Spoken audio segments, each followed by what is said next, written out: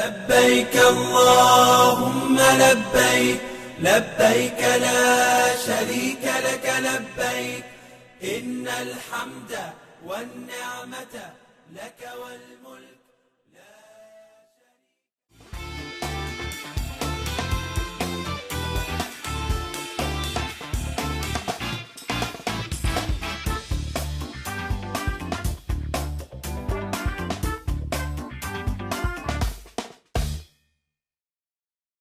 السلام عليكم ورحمة الله وبركاته.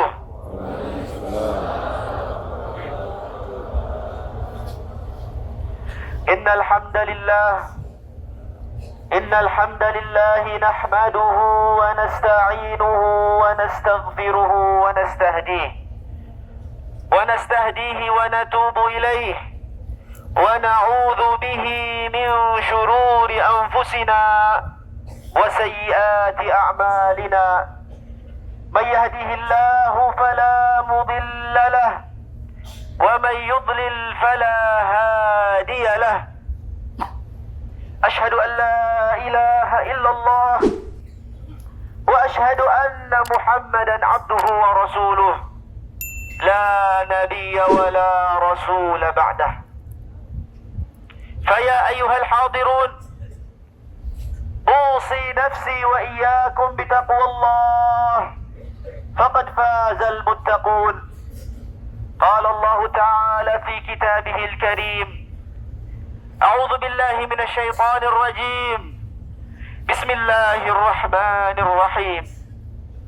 يا أيها الناس اتقوا ربكم الذي خلقكم من نفس واحدة وخلق منها زوجها وبث منهما رجالا كثيرا ونساء واتقوا الله الذي تساءلون به والأرحام إن الله كان عليكم رقيبا. وقال أيضا: يا أيها الذين آمنوا اتقوا الله حق تقاته ولا تموتن إلا وأنتم مسلمون. Segala puji bagi Allah. Kita memujinya, kita memohon pertolongannya, kita meminta ampunannya, kita berlindung kepadanya dari kejahatan-kejahatan diri kita dan dari keburukan-keburukan amal perbuatan kita. Tidak ada kesesatan bagi orang yang diberikan Allah hidayah dan petunjuk, dan tidak ada petunjuk bagi orang yang disesatkan Allah Subhanahu wa ta'ala. Salawat dan salam senantiasa tercurah ke atas junjungan kita, suri tauladan kita, baginda Nabi Muhammad sallallahu alaihi wasallam, beserta keluarga, sahabat, dan orang-orang yang mengikuti jejaknya sampai akhir zaman. Ma'asyiral muslimin, para tamu Allah, Dhuyufur Rahman, yang pada hari ini berbahagia mendapatkan undangan dari Allah Subhanahu wa ta'ala, undangan dari negerinya yang jauh, undangan dari kampung halaman yang beribu-ribu kilometer jaraknya dengan Baitullahil Haram. Namun jarak yang jauh itu tidak menghalangi Bapak Ibu sekalian untuk diundang kepada Allah Subhanahu wa ta'ala ke negeri yang penuh dengan keberkahan ini untuk mendapatkan ampunan dari Allah Subhanahu wa ta'ala. Ibrahim alaihi salam telah mengatakan ketika Allah perintahkan untuk memanggil hamba-hambanya untuk berhaji di rumahnya, maka Ibrahim berkata, "Fama balagha sauti."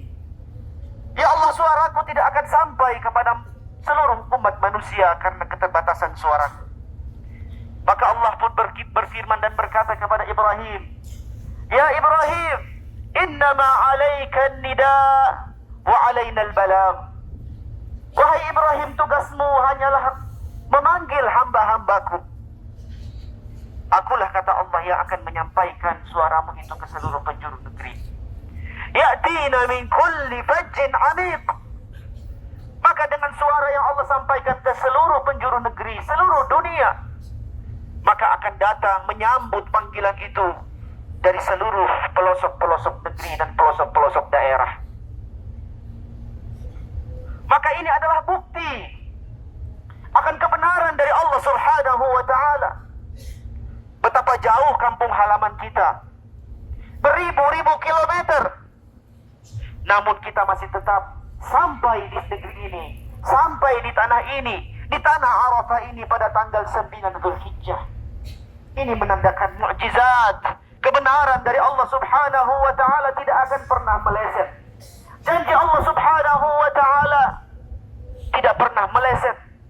Pasti akan terjadi, melihat serta merasakan langsung ketika Allah berfirman, pasti ya'tina min kulli fajjin 'amiq. Wahai Ibrahim, pasti mereka akan datang dari segala penjuru negeri, segala pelosok desa. Mereka akan datang walaupun dalam keadaan susah, tapi mereka akan sampai ketika aku memanggil mereka, wahai Ibrahim. Maka ini adalah bukti daripada apa yang Allah katakan dalam Al-Quranul Karim. Maka kita semua merupakan bagian daripada apa yang Allah Subhanahu wa ta'ala janjikan. Dan janji Allah Subhanahu wa ta'ala tidak akan pernah meleset. Inna Allah la yukhliful mi'ad. Allah tidak pernah mengingkari janjinya. Janji dan firman Allah pasti akan terjadi. La mahalah. Tidak ada kemustahilan dan tidak ada kemungkinan. Ada ketika Allah berjanji dan Allah berfirman, yang ada hanyalah kepastian demi kepastian. Maka ketika kita melihat kepada diri kita masing-masing, kita ini adalah kepastian-kepastian dan janji Allah. Ketika Allah mengatakan pasti akan datang seluruh tamu-tamuku dari segala penjuru negeri dan penjuru pelosok desa. Ya'tina min kulli fajjin 'amiq. Maka berbahagialah Bapak Ibu yang dirahmati Allah Subhanahu wa ta'ala. Tidak akan ada keraguan-keraguan dalam janji Allah. Wal yaumil maw'ud wa syahid wa mashhud. Kemudian syahid, dalam tafsir ulama mengatakan syahid ay yaumul jum'ah, yaitu hari Jumat. Dan yaumil mashhud, dan hari yang disaksikan, ay yaumu Arafah, yaitu hari ini, hari Arafah. Ma'asyiral muslimin rahimakumullah. Kenapa yaumul mashhud? Hari yang disaksikan adalah hari Arafah. Karena di atas kepala kita, tepat di atas kepala kita di langit Arafah, di atas langit Arafah ini ada Allah Subhanahu wa ta'ala menyaksikan kita semua. Amin. Bukan hanya Allah Subhanahu wa ta'ala, bahkan Allah mengajak seluruh bala tentaranya yang ada di langit, yang berjumlah begitu banyak, tidak ada yang tahu dan tidak terhitung jumlahnya. Allah Subhanahu wa ta'ala berfirman, wa ma ya'lamu junuda rabbika illahu. Tidak ada yang tahu jumlah pasukan Allah di langit kecuali Allah Subhanahu wa ta'ala sendiri saja. Dan saat ini, jam ini, detik ini, Allah Subhanahu wa ta'ala menurunkan bala tentaranya dari langit. Seluruhnya berada di atas langit Arafah. Untuk apa? Untuk menyaksikan kita-kita semua, ma'asyiral muslimin rahimakumullah. Untuk apa? Untuk Allah banggakan kita semua di hadapan para malaikat, ma'asyiral muslimin. Allah Subhanahu wa ta'ala membanggakan kita di khalayak para malaikat yang jumlahnya tidak terhitung di langit sana atau di langit Arafah ini. Jumlah para malaikat sungguh banyak. Rasulullah sallallahu alaihi wasallam pada peristiwa Isra wal Mi'raj, ketika Rasulullah SAW tertidur, kemudian dibangunkan oleh Malakul Jibril, malaikat Jibril. Kemudian ketika itu Rasulullah sallallahu alaihi wasallam masih tertidur. Kemudian malaikat Jibril alaihi salam membelah dada Rasulullah sallallahu alaihi wasallam. Kemudian ukhrija qalbuh, dikeluarkanlah jantung dan hatinya Rasulullah SAW dari badannya.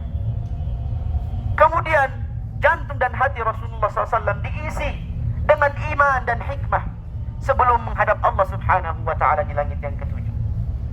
Rasulullah dibelah dadanya sebanyak 2 kali seumur hidupnya, ya wahai tamu-tamu Allah. Pertama ketika Rasulullah berumur 4 tahun, dibersihkan bagian-bagian syaitan, dibelah dada Rasulullah pada umur 4 tahun. Kemudian dikeluarkan jantung dan hatinya dan dibersihkan, dipisah antara gumpalan yang begitu hitam. Jibril berkata, "Hadza hadzu syaitan." Ini adalah bagian syaitan.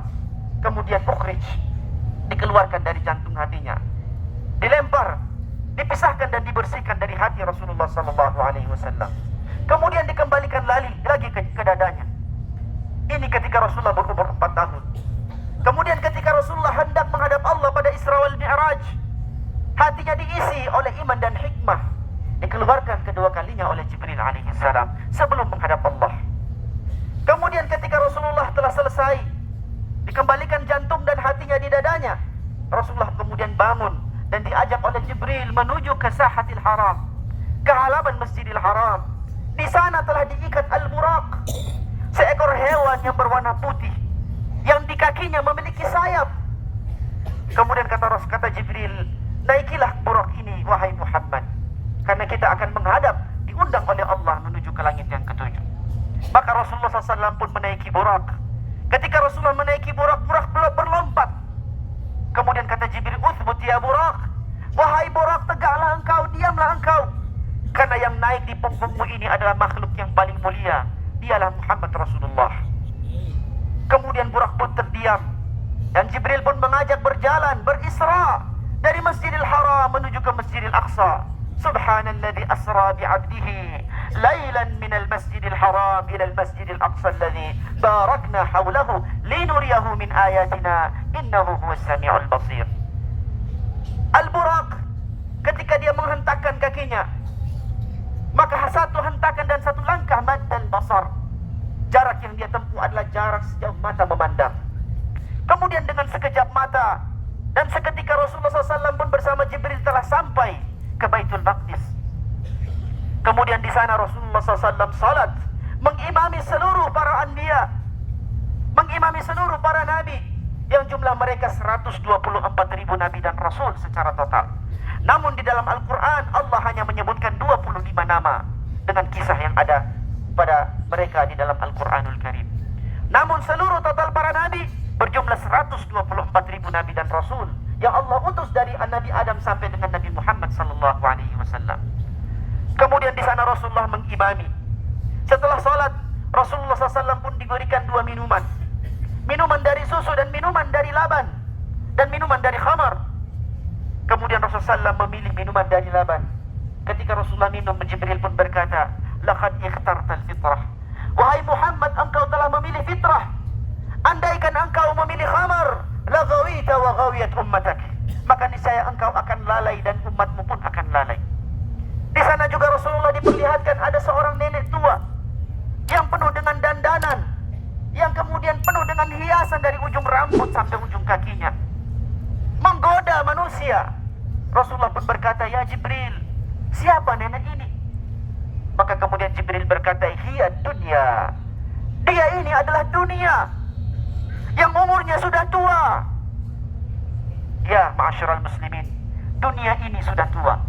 Sebentar lagi akan mati, atau sebentar lagi akan kiamat.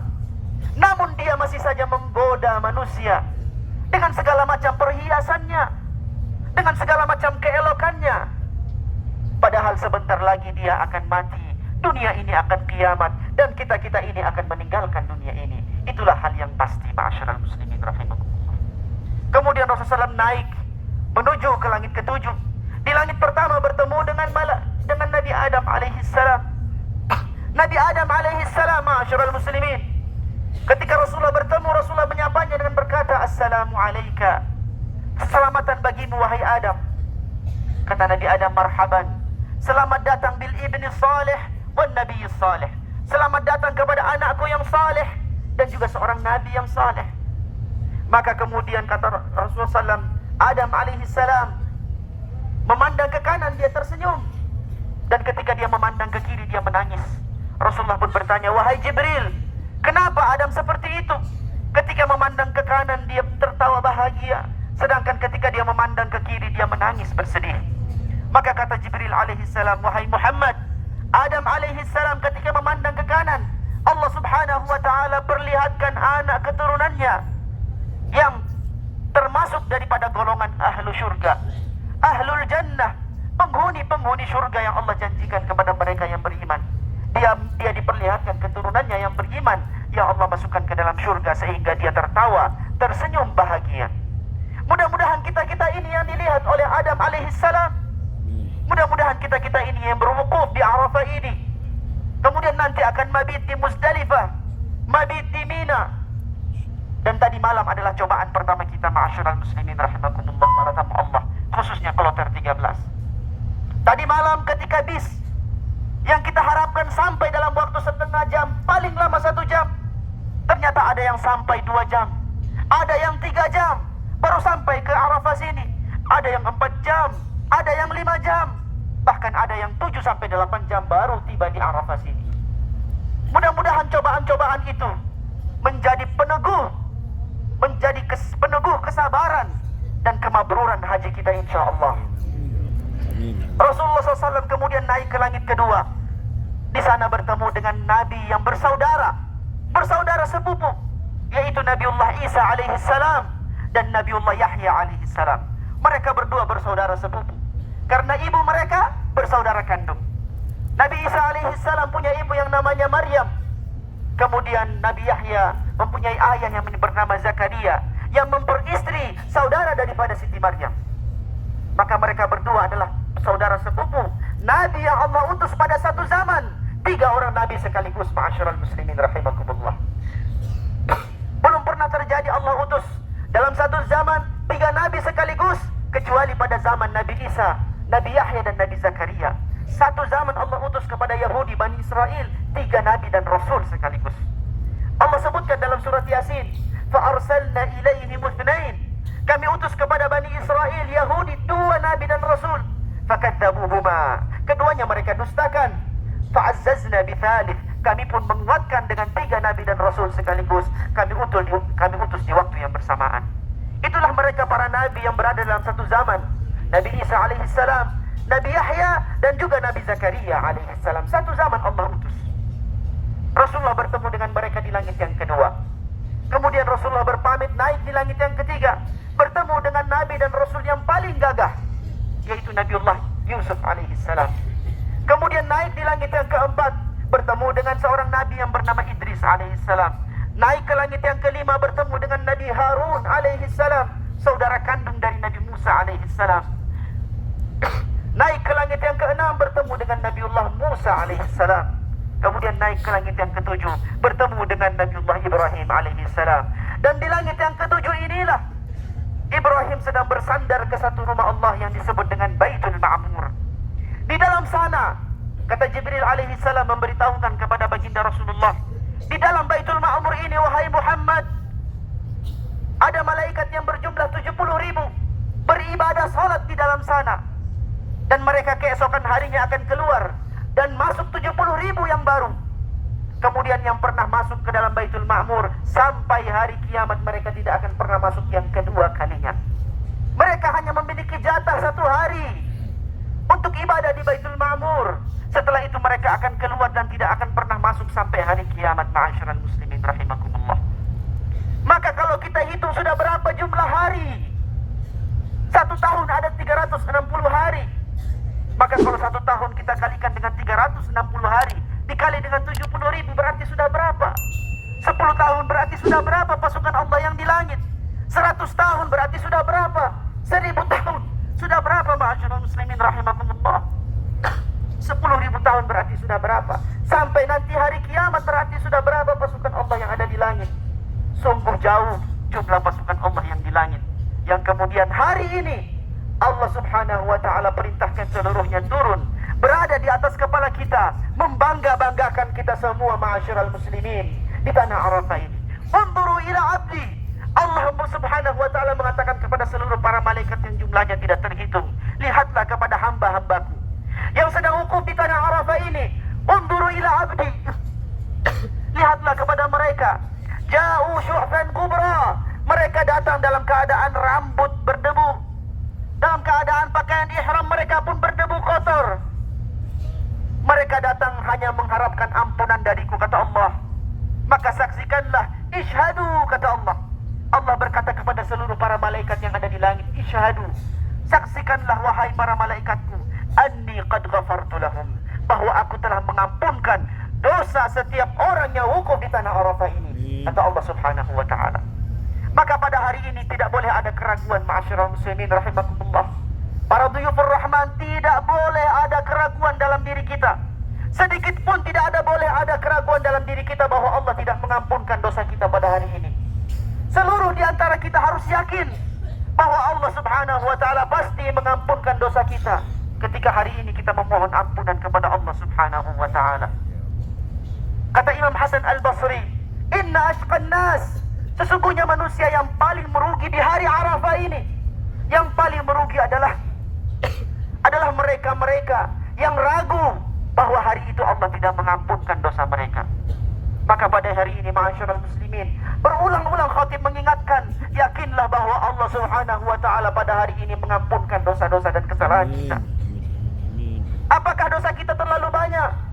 Ampunan Allah Subhanahu wa ta'ala lebih besar daripada dosa yang kita lakukan selama ini, ma'asyiral muslimin rahimakumullah. Dosa yang kita lakukan selama 10 tahun, dosa yang kita lakukan selama 20 tahun, selama 30 tahun, 40 tahun, 50 tahun, kita memohon kepada Allah Subhanahu wa ta'ala pada hari ini untuk dibersihkan, untuk digugurkan, untuk diampunkan oleh Allah Subhanahu wa ta'ala. Ma'asyiral muslimin rahimakumullah. Namun tak lupa pula, ketika kita memohon kepada Allah, haruslah kita juga menyesali perbuatan-perbuatan yang telah kita lakukan selama berpuluh-puluh tahun ini. Salat yang kita tinggalkan, ma'asyiral muslimin rahimakumullah, para tamu Allah, berapa banyak salat yang telah kita tinggalkan selama ini? Berapa banyak Allah Subhanahu wa ta'ala memanggil kita setiap harinya dengan adzan dan panggilan kasih sayangnya. Adzan dan panggilan kasih sayang yang Allah panggil setiap hari selama 5 waktu, ma'asyiral muslimin, adalah untuk merahmati kita. Tapi betapa banyak salat-salat itu kita tidak indahkan dan tidak kita dengarkan. Kita ingat salat-salat itu yang kita tinggalkan, kita memohon kepada Allah untuk ampunkan. Kita ingat juga orang tua kita yang kita kurang berbakti kepada mereka. Ibu bapak kita yang ada yang sudah meninggalkan kita, ada juga yang masih hidup. Mereka adalah ladang pahala kita. Kita ingat betapa banyak kita telah berbuat durhaka kepada mereka, ma'asyiral muslimin rahimakumullah. Ibu kita yang telah mengandung kita, ibu kita yang telah dengan sengsara melahirkan kita penuh rasa sakit, ibu kita yang telah membesarkan dan mendidik kita, betapa banyak kita telah durhaka kepadanya. Betapa banyak kita lebih mementingkan orang lain dibandingkan orang tua kita. Betapa banyak kita lebih mementingkan pasangan hidup kita dibandingkan kedua orang tua kita. Kita lebih mementingkan suami kita atau istri kita dibandingkan kedua orang tua kita. Ingatlah ma'asyiral muslimin bahwa syurga ada pada mereka. Syurga Allah Subhanahu wa ta'ala tempatkan pada telapak kaki mereka. Maka kita memohon juga pada hari ini, ma'asyiral muslimin, agar Allah ampunkan dosa kedua orang tua kita. Allah Subhanahu wa ta'ala rahmati mereka. Kalau mereka telah meninggalkan kita, kita memohon pada hari ini, ya Allah, tolong luaskanlah kuburan mereka. Berikanlah cahaya di dalam kubur mereka. Jadikanlah kubur mereka raudhatun min riyadil jannah. Jadikanlah kubur mereka taman-taman surga. Begitu juga dengan bapak kita yang telah mendidik dan bersusah payah untuk mencari nafkah kepada kita, untuk mencari nafkah, mendidik, memberikan kita pendidikan, agar Allah Subhanahu wa ta'ala ampunkan dosa dan kesalahan mereka berdua. Ma'asyiral muslimin rahimakumullah, kita juga memiliki anak. Anak juga kita punya dan cucu kita. Jangan lupa setelah pulang haji ini kita ingatkan mereka agar senantiasa dekat kepada Allah, agar senantiasa mengingat Allah, agar senantiasa salat di masjid atau di rumah. Kita ingatkan mereka agar senantiasa beribadah kepada Allah, karena anak-anak kita adalah amanah di pundak kita. Jangan sampai ketika kita menghadap Allah Subhanahu wa ta'ala, kemudian ternyata pahala yang begitu banyak yang kita kumpulkan, ternyata anak kita menuntut kita di hadapan Allah. Kenapa? Karena kita tidak pernah mengajak mereka untuk mengenal Allah Subhanahu wa ta'ala. Terkadang kita hanya menganggap seorang anak durhaka kepada orang tuanya, padahal ada juga orang tua yang durhaka kepada anaknya. Suatu ketika seorang tua datang kepada Umar bin Khattab, kemudian mengadukan anaknya yang sudah dewasa, yang besar, yang durhaka kepadanya. Dia adukan anak laki-lakinya ini. Kemudian dia minta kepada Umar Amirul Mukminin untuk menghukum anak ini. Ketika Amirul Mukminin mendengar permasalahan ini dan permintaan orang tua ini Amirul Mukminin pun hendak menghukum anak ini. Kemudian si anak berkata, "Ya Amirul Mukminin, jangan dulu engkau hukum saya. Betul aku durhaka kepada orang tuaku, bapakku. Tapi ketahuilah bahwa bapakku ini, wahai Amirul Mukminin, ketika aku lahir, dia memberikan aku nama dengan nama yang buruk, nama yang tidak bagus, nama binatang. Kemudian setelah itu, selama aku hidup tumbuh besar, sampai dewasa ini tidak pernah dia ajarkan satu huruf pun Al-Quranul Karim.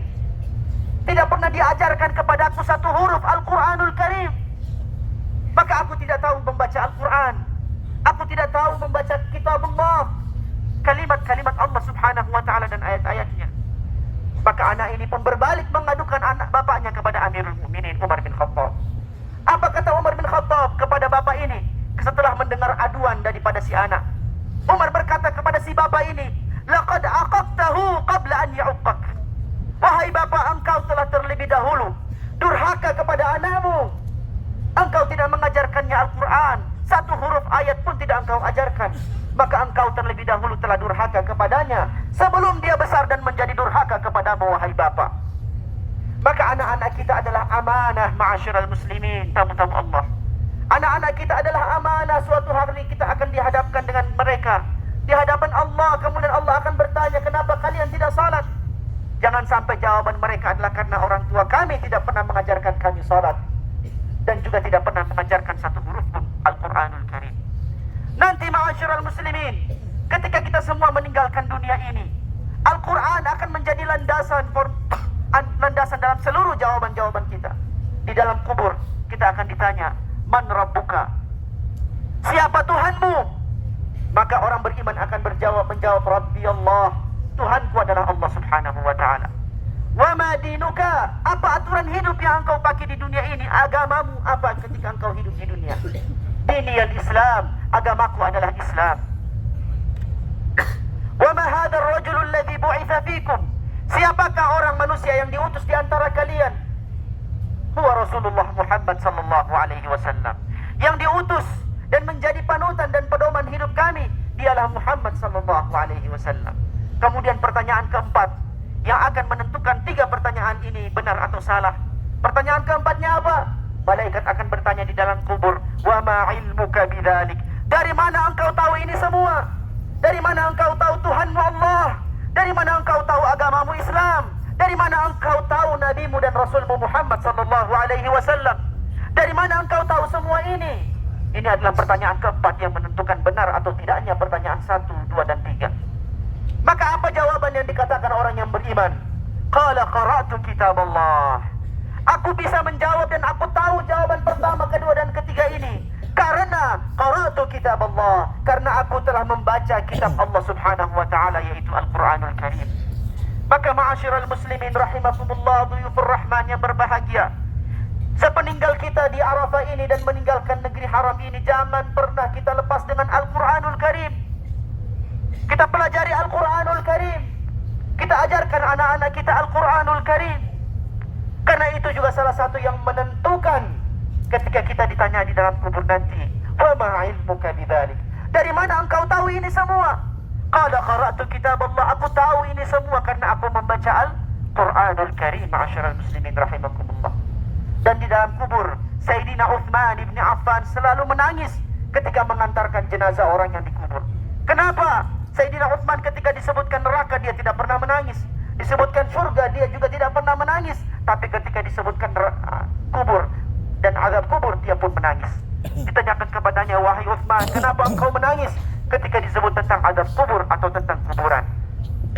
Kata Sayyidina Uthman, alam kubur atau alam barzakh adalah penentu daripada perjalanan berikutnya. Maka ketika seorang hamba selamat di dalam kuburnya, maka insya Allah selamat pula setelah perjalanan berikutnya. Ada berapa tahap lagi ma'asyiral muslimin?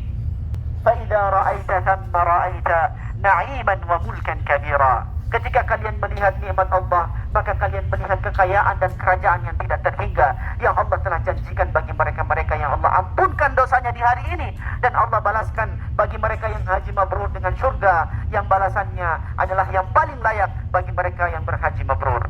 Barakallahu li wa lakum fil Qur'anil azim ونفعني وإياكم بما فيه من الآيات والذكر الحكيم، وتقبل الله مني ومنكم تلاوته إنه هو السميع البصير.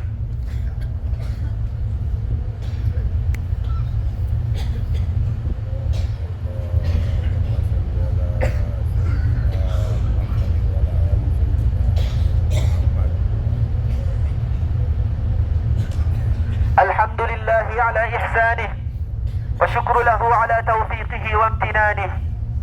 أشهد أن لا إله إلا الله وحده لا شريك له تعظيما لشأنه، وأشهد أن سيدنا محمدا عبده ورسوله السعي إلى رضوانه والداعي إلى سبيله. فاعلم أيها الحاضرون أن ذنوبكم مغفور في هذا اليوم إن شاء الله.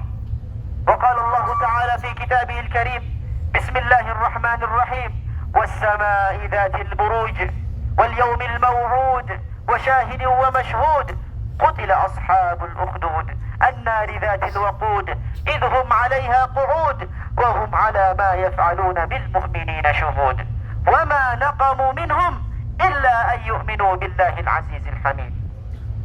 وأوصي نفسي وإياكم بتقوى الله فقد فاز المتقون.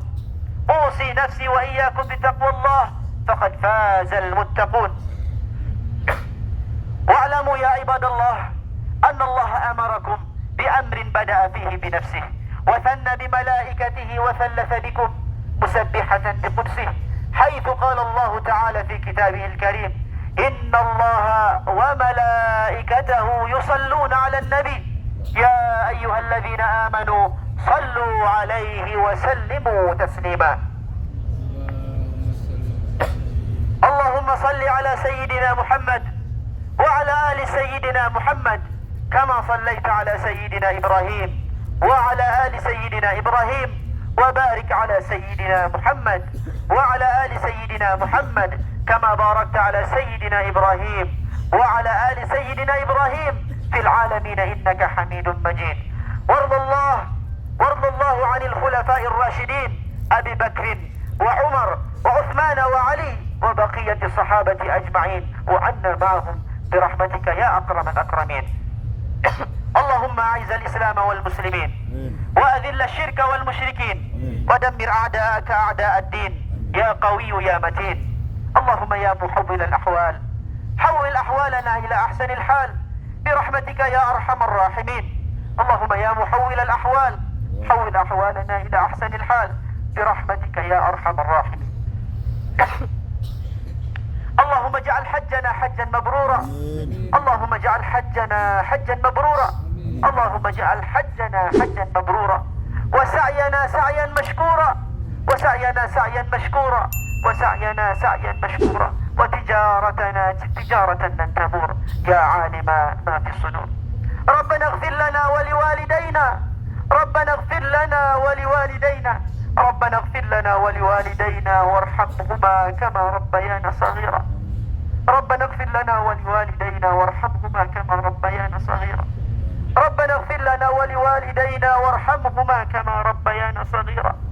ربنا هب لنا من أزواجنا وذرياتنا قرة أعين واجعلنا للمتقين إماما. رب اجعلنا مقيم الصلاة، رب اجعلنا مقيم الصلاة، رب اجعلنا مقيم الصلاة ومن ذريتنا ربنا وتقبل دعاء. اللهم أرنا الحق حقا وارزقنا اتباعه، وأرنا الباطل باطلا وارزقنا اجتنابه. اللهم أرنا الحق حقا وارزقنا اتباعه، وأرنا الباطل باطلا وارزقنا اجتنابه. ربنا لا تسلط علينا بذنوبنا من لا يخافك فينا ولا يرحمنا، ربنا لا تسلط علينا بذنوبنا من لا يخافك فينا ولا يرحمنا، ربنا لا تسلط علينا بذنوبنا من لا يخافك فينا ولا يرحمنا. ربنا حبب إلينا الإيمان وزينه في قلوبنا وكره إلينا الكفر والفسوق والعصيان واجعلنا من الراشدين، واجعلنا من الراشدين، واجعلنا من الراشدين. اللهم ادفع عنا البلاء والوباء والغلا والفحشاء وسوء الفتن ما ظهر منها وما بطن. اللهم ادفع عنا البلاء والوباء والغلا والفحشاء وسوء الفتن ما ظهر منها وما بطن. ربنا آتنا في الدنيا حسنة وفي الآخرة حسنة وقنا عذاب النار. وصل اللهم على سيدنا محمد وعلى آله وصحبه وسلم والحمد لله رب العالمين. عباد الله، إن الله يأمر بالعدل والإحسان وإيتاء ذي القربى وينهى عن الفحشاء والمنكر والبغي يعظكم لعلكم تذكرون. فاذكروا الله العظيم الجليل يذكركم واشكروه على نعمه يزدكم ولذكر الله أكبر والله يعلم ما تصنعون.